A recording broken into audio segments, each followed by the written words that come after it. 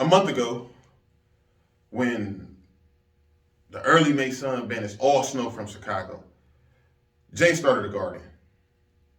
She dug up a small square in the farthest corner of an already small lot, palms and knees black with lump, hiding from scars just beginning to heal. And well, not a real garden, just two small cherry tomato plants marked by stakes she'd hoped they'd climb. She nourished it inside as we watched old movies, then moved it outside and continued to shower it. She ends up this way nearly every day, and I'd ask, do you need help? She'd shake her head no. And I don't push this. I can't. In case she thinks I sees her as a victim, like everyone else does, as someone who can't save herself. In her 2024 article, Vicarious Traumatization, Dr. Janice Veilhauer argues that physical activities displayed on media platforms, we as a society are left to deal with the psychological fallout, often feeling feelings like distress, intrusive thoughts, or physical inactive behaviors. Dr. Matthew Bowden argues that when the violence is real, something that is tangible, not to us, but those close to us, such as a family member, a sibling, or even a partner, we are left to deal with the secondhand trauma. Minivan by Ann Valentine. After dinner, she spends most of her evening in the garden. And I'd ask, do you need help? She shake her head no. She reaches out to show me her hands. Poison ivy. Tomatoes were a bad idea, she says. But as I glare out the window, I see cherry tomatoes starting to appear. I don't know about that. This poison ivy gonna go away, then guess what? Got cherry tomatoes all summer. But she leans forward as if she doesn't hear me talking. And she tells me, I wish I could grab the skin. I wish I could peel it right off of me. We haven't gone to the movies in the past 2 months. Well, we did go twice back to back in April. Take her mind off the wave of lineups the police put her through after she decided to prosecute against their advice.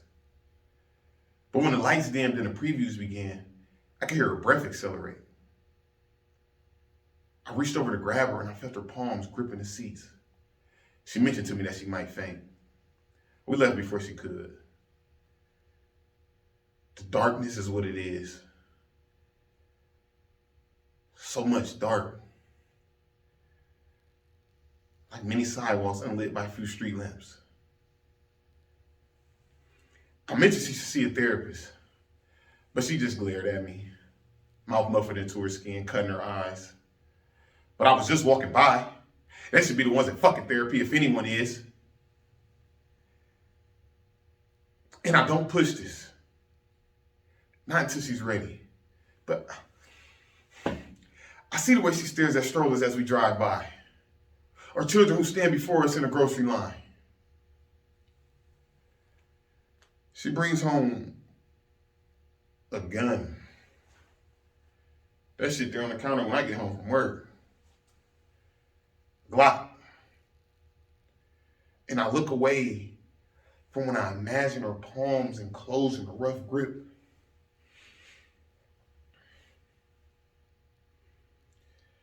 And when she walks into the living room, just for a moment, I don't recognize this woman. And this is her gun. Look, she says, I know you disagree. That's why I didn't tell you. She said she knew I disagree. That's why she ain't tell me. So what, you gonna carry this shit around with you? And she looks at me, and her eyes burn the same way they did when I first saw her in the hospital.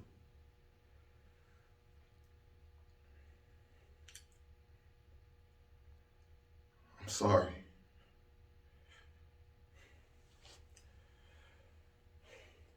We haven't made much love at all since April. Only once or twice out of cautious movements. And it softened into sobs each time. Her broken tooth biting the edge of her lip, slow tears, as if she's afraid to hurt my feelings by telling me the truth.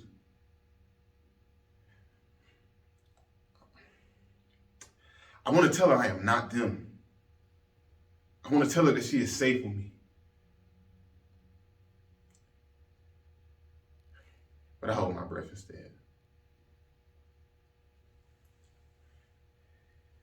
People have asked, don't you ever want to know?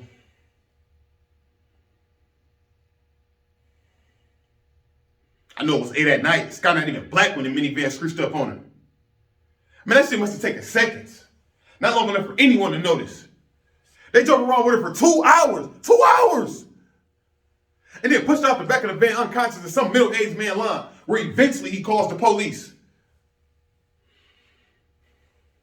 And that's all I know. Then I got people asking me how I feel when Jane's not around. Oh, you must be angry.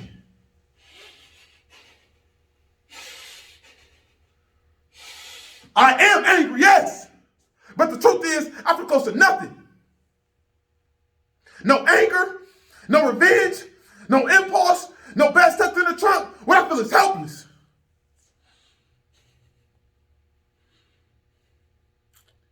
Complete static. Like her emotions and movements weren't guarded correctly. And now this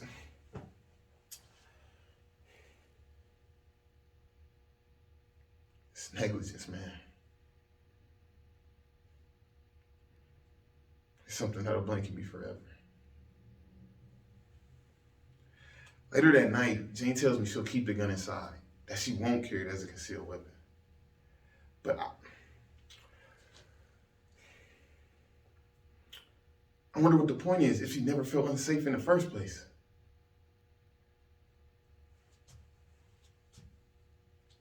Jane,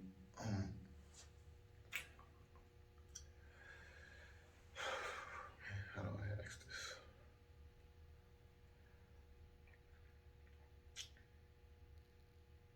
Jane, tell me about the minivan. And she concentrates instead of looking me in the eyes.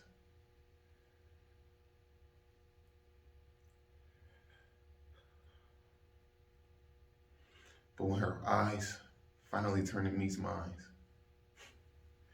her face softens. And